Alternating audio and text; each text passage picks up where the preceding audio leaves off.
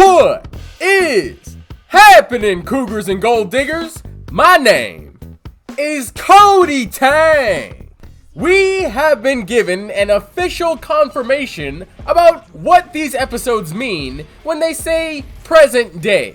Of course, it would be pretty confusing to us, as we are so far beyond what would be present day for Sonic Generations, as our present day would be Sonic Frontiers and Sonic Dream Team. In this episode, Rouge gives us two extremely important bits of dialogue that sets up an understanding of what point in time we're at. Gun is still around.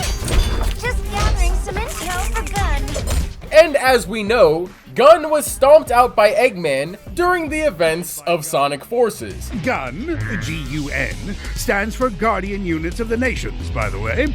I put them in their place during my last campaign.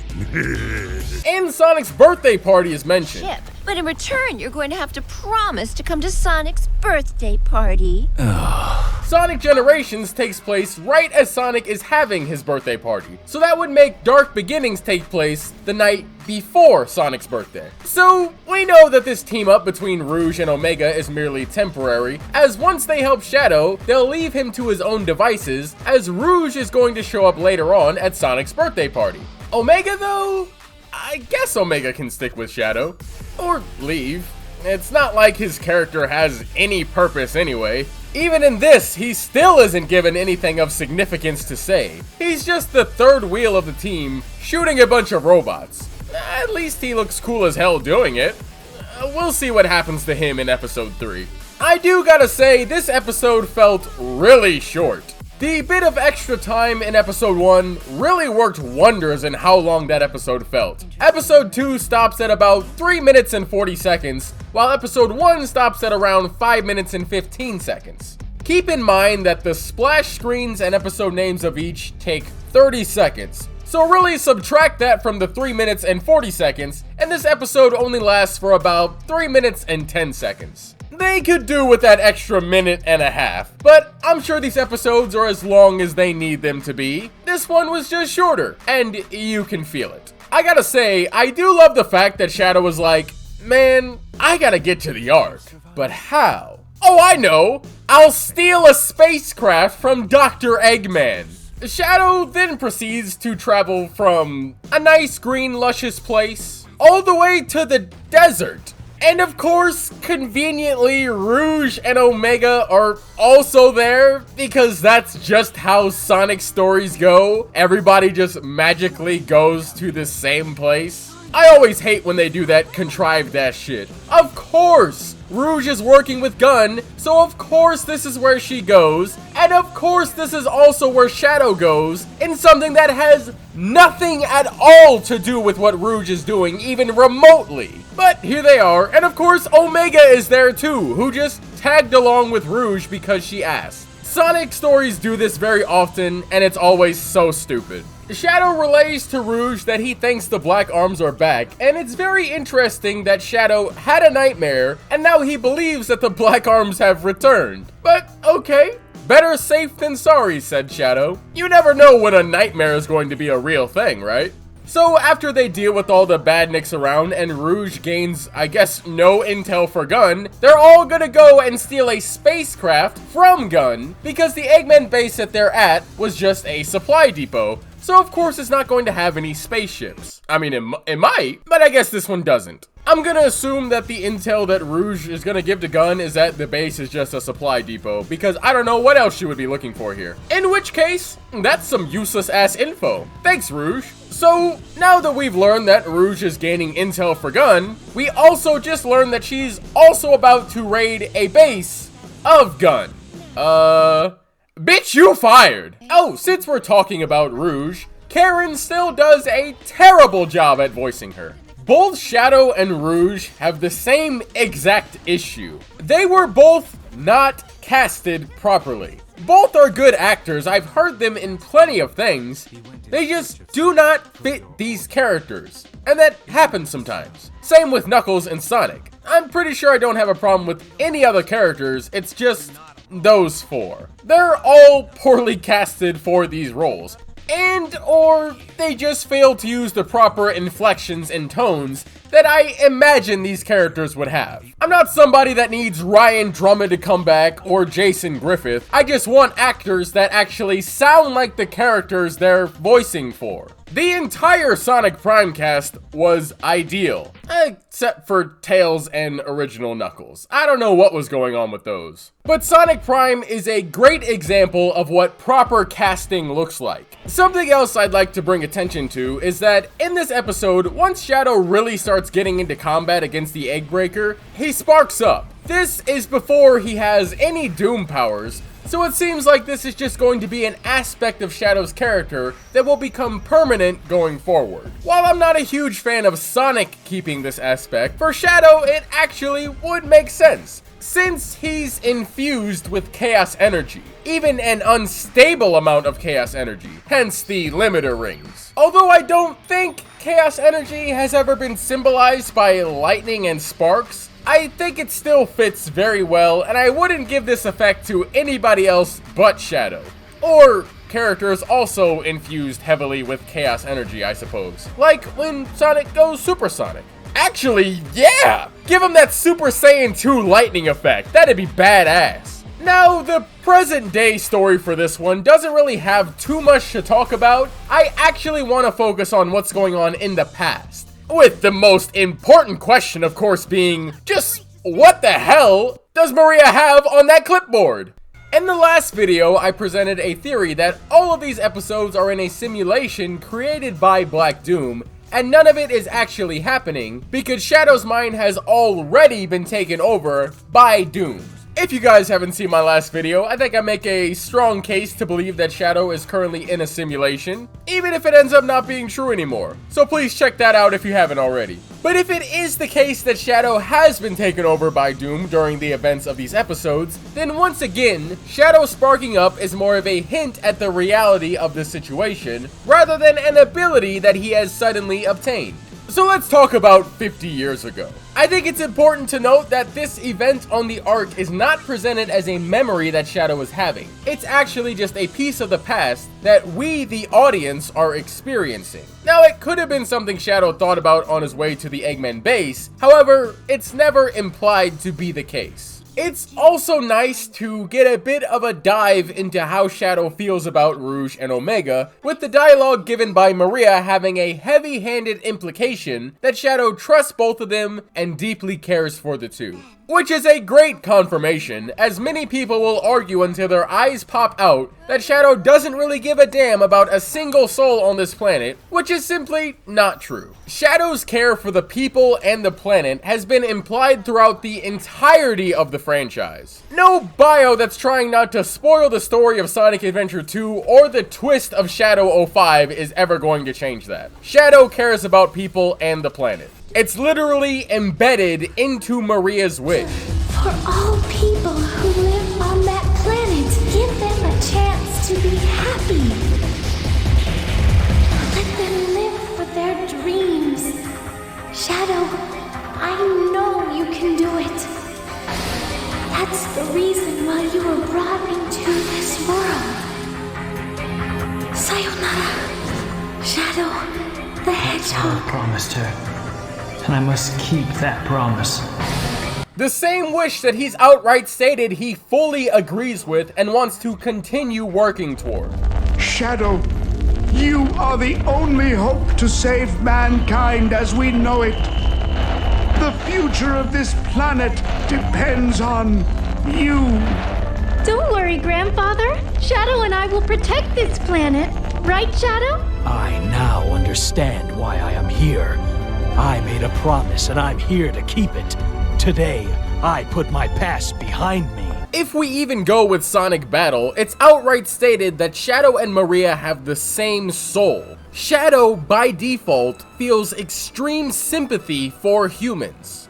Gerald gave Shadow a soul like Maria to be a beacon of hope for all of humanity. The fact that the fans, and possibly even Sega, are trying to push this idea that Shadow doesn't care about anybody, especially people, is just an outright lie. And of course, how could everybody forget the events of Sonic 06? Mephiles straight up gives him the opportunity, Take your revenge on humanity, the very people you should hate for what they've done to you. And Shadow says no. And then Mephiles asks, so you forgive humanity then? And without really saying it, Shadow confirms, yeah, I do.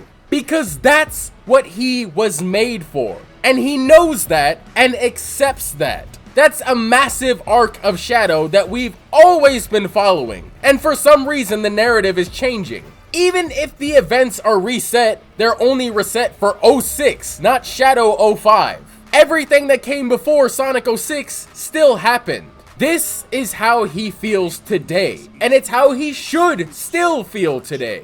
This was Shadow's declaration, him explaining how he feels about humanity. The only logical conclusion is that he should still feel this way today. Maria is being fleshed out even more in this episode, and she's basically used as a window into how Shadow truly feels about everything.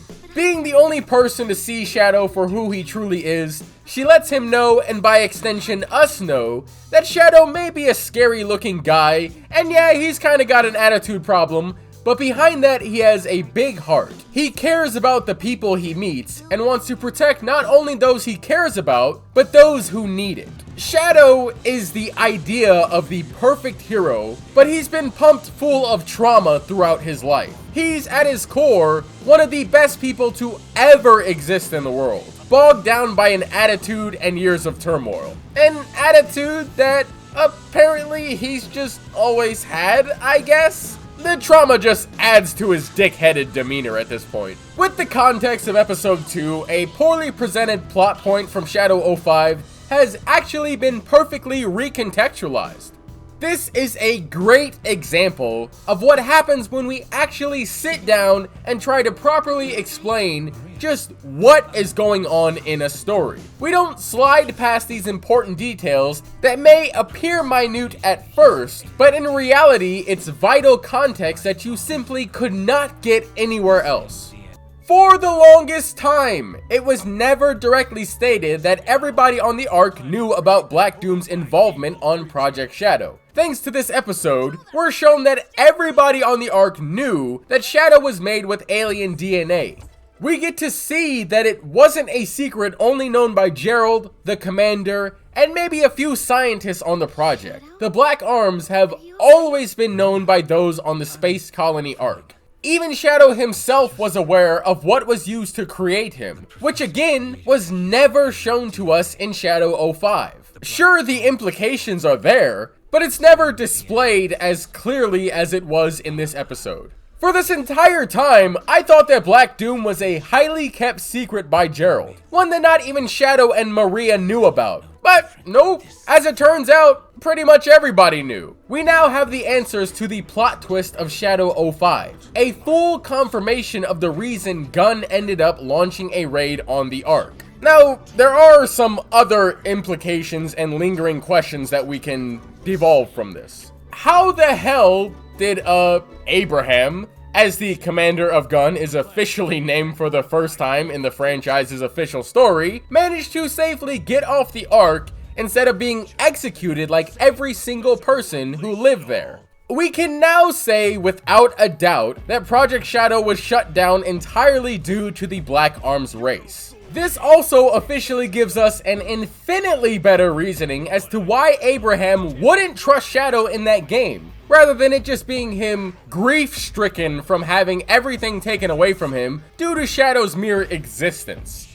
It's now because he knows that the only reason Gunn went up there is because of that alien DNA in Shadow. But that missing context of just what happened to him during the raid is crucial at this point. He really should be dead right now. An alternative way I could think about is that maybe this is still all a secret. This was Abe's first time ever seeing and hearing that the scientists are working with alien DNA to create Shadow, where it was only the scientists that were aware of this, as well as Shadow and Maria. Although the fact that Abe can just freely walk around the lab is questionable even then. So after Abe found this out, he proceeded to tell his parents, which then they told other people, and after enough word got around, Gunn heard about people spreading classified information, and in fear of all that research leaking to the public, they ultimately decided to completely shut down Space Colony Arc and kill everybody on board to prevent the spread of all this information, when all these people would eventually come back to Earth or have visitors or whatever. So in reality, it's very possible that Abe is actually the real reason